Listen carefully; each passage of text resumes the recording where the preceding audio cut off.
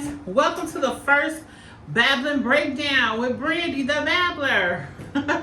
So what we do here, or what I do, well because sometimes I'll have company as well, but what the Babbling Breakdown is where I talk about the latest movies, television shows, books, anything in media, anything that's been going on that's popular, or that it's just trending, that feels good to me, that I've watched. I'm going to talk about it here. I've written blogs in the past and done social media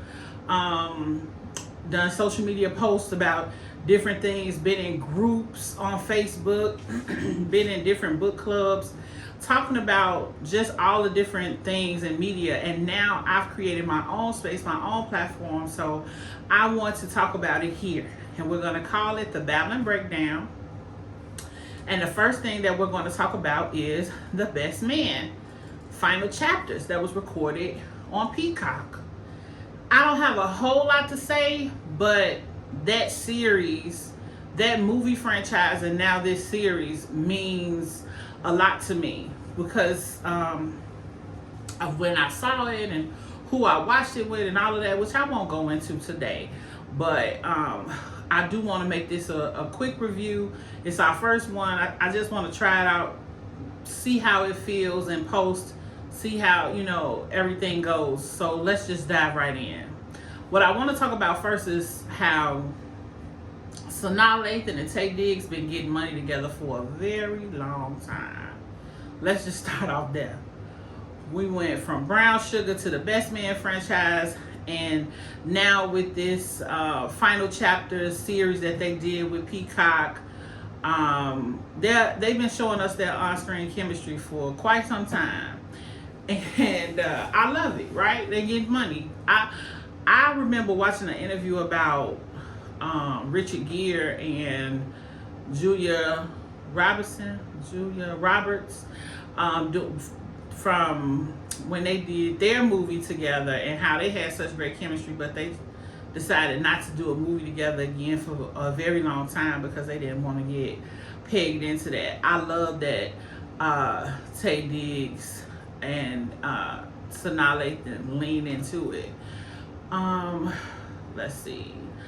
Oh, I also wanted to just talk about how it was funny that Nicole Ari Parker was in the first episode of The Best Man final chapters, because they kind of played into that Brown Sugar thing, because Nicole Parker played Taye Diggs' wife in Brown Sugar as well, and Sanaa Lathan was in it as well, like I just said. And they made some references to that throughout that episode. It was very much if you know, you know. So I like that. It was really cute. Now let's talk about the characters. I'm going to break it down as quickly as I can, say what I have to say. Not just the characters, but the show in general.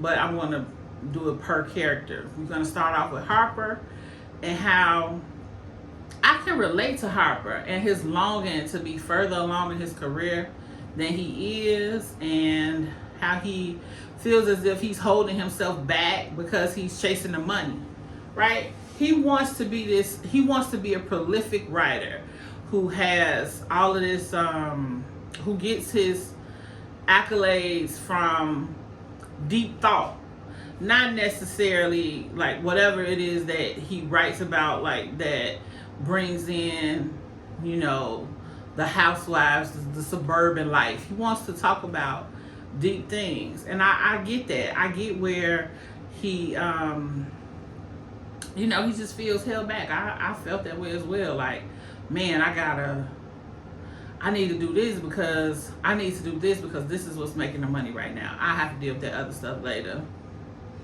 I did not care for his unsupportive nature, though. He was so self-absorbed, seemed like, when it came to Robin and her desires. And he even took some low blows at her during some parts of the series, like just referencing her characteristics as she was growing into herself. Give me 1 second, guys. I'm sorry, I didn't put everything on Do Not Disturb. There we go. All right. you know, she had some characteristics in the movie. If you watch the franchise, watch the movie, she was very much like trying to find herself, always doing something new. Well, she been doing cooking and doing this food thing for a while, Harper. So to throw that in her face was, you know, that was a low blow. Lance, for him to be a Christian, he was such a wild child. Like, I get it. You lost your wife, it's hurtful and all of that, but you was screwing everything that wasn't nailed down. And that was so wild to me. And then how you, to me, you was so rude and mean to Harper. You either forgive him for what he did with Mia or you don't. But you can't rock back and forth and be evil to this guy every chance you get because of what happened in the past. Like, whenever you upset about Mia being gone, here you come bashing down on Harper. That wasn't cool. I wanted to know why they didn't focus more on the kids. You didn't see Lance's kids in this movie other than LJ. So LJ decided to come out as non-binary, and we didn't see how the kids handled that. How did his siblings deal with it? We saw how Lance dealt with it. We were pretty sure that Lance was going to deal with it the way he did because of his Christian background and just who he is, right? So, but what about the kids? What about the siblings? How did they react to everything? So I would have liked to have seen that. I appreciate how they had the rest of the cast being so supportive of LJ. Even though they didn't really know what was happening. Because I'm like that too. Like, I could sit right here and say non-binary because I've done research on it and I've taught myself. But I wouldn't have always been able to speak that way. Like, I don't understand everything about the LGBTQ community, and but I do want to respect people as people, right? What I believe in and all of that, that's not necessarily what matters. What matters is respecting people and how they, you know, what they decide and what they choose is none of my business. Whoever they got to take it up with in the afterlife or even in this life, that's between them and those people or those afterlife premonitions. But or those, that's cut. Whatever they decide to do and be is between them and whoever they have to take that up with in the afterlife or in this life. But what I want to always be is respectful to people. So I appreciated them being respectful of him. I saw nothing wrong with Robin leaving for Africa with Mia.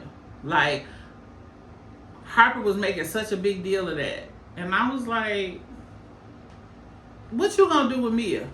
And you somewhere, you know, you trying to be Winston Churchill or whoever these amazing writers are that you want to be just like, you're not going to have time to take care of this little child.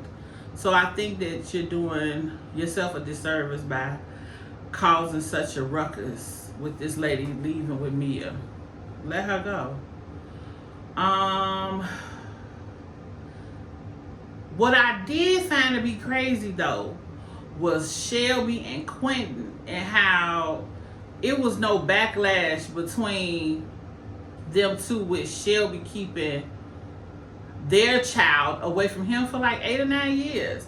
They didn't address that at all. It was like they got married, they was in love. She announced to him that was his baby, and then when we saw them again, they were like all living their life and it was cool. So I would have liked I think I would have liked to see how that unfolded, but I guess if he was okay with it, but that was just trippy to me. Merch. Merch, listen, I so totally got him, right? Merch was always the forgotten friend, the friend that everybody counted on to be complacent or even just like weak. And I wouldn't call myself weak by a long shot. That's not what I'm saying. I'm not a weak person, but I do believe that as I grow and evolve, it takes my friends some time to catch up. Even when my desires change, I believe that it's easier for them to just lean on what I once desired because it's easier than accepting the work that comes with the changes. So when he decides to he decides to become an MMA fighter, right? Well, I decided to become a podcaster and content creator. And that's because it's very in your face. I didn't choose podcasting because of that, but it feels good to me. This is something that has always felt good to me. I always felt like something I should do, right? And so like when Merch decided when he went to the gym and did that first round of boxing and saw how good that felt, it felt good to get that energy out. That's how this feels to me, right? It feels good to get the energy out. So I understood it, right? I totally get it. And even the fact that he hid it for a while, I get that too. It was just like, it was a release that he needed. So I totally understood that. And then finally, we got Nia Long, right? Oh no, that's not finally, because we got to do Regina King too. But Nia Long, okay, so with your character, right? I get it. Your character is going to always be loved, and then what she stands for is going to always be understood and respected. She's a black woman climbing the corporate ladder, and she's bringing her friends along for the ride.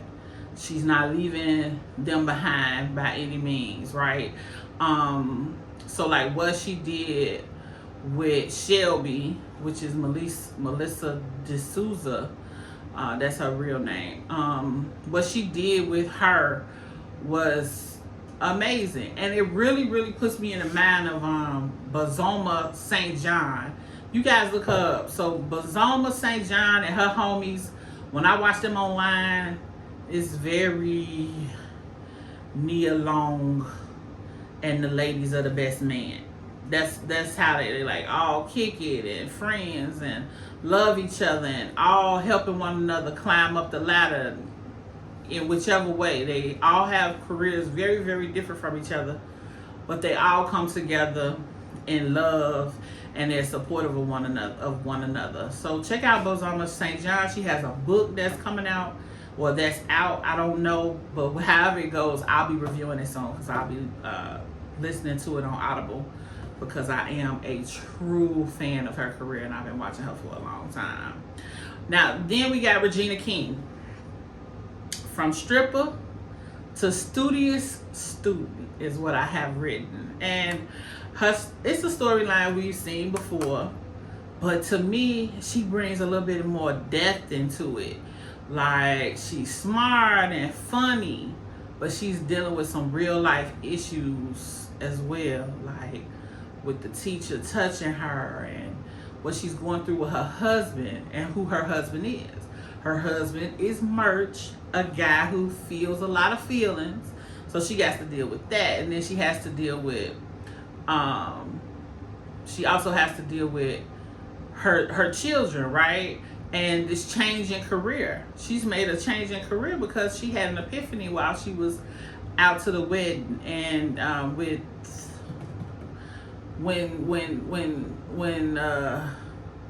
Shelby and Quinn got married, she had an epiphany and she realized that she wanted to deal in medicine, right? Medicinal treatments for people with autism and other issues, right? Mental health issues. But overall, the Best Man final chapters, in my opinion, it was a really good close to the franchise. It was quirky and cute, and it exhibited black excellence, right? It showed some flaws and faults, and we could see ourselves in these characters somewhat. And I love the cast. The cast does not have a whole lot of issues in the real world, so we're not seeing them in all type of scandal and stuff. I love that. Was there some holes in the story?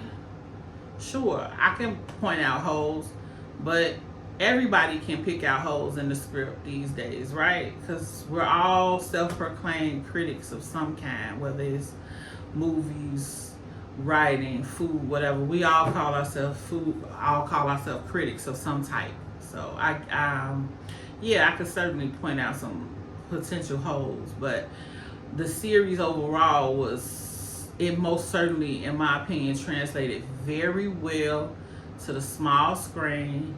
And I say bravo to the Best Man final chapters. Thank you guys for giving us that, because Best Man Holiday most certainly did not feel complete. It felt like we needed more, and I thank you for giving us more during this holiday season. And that's it. That's the Babbling Breakdown first episode. See you guys later. Bye.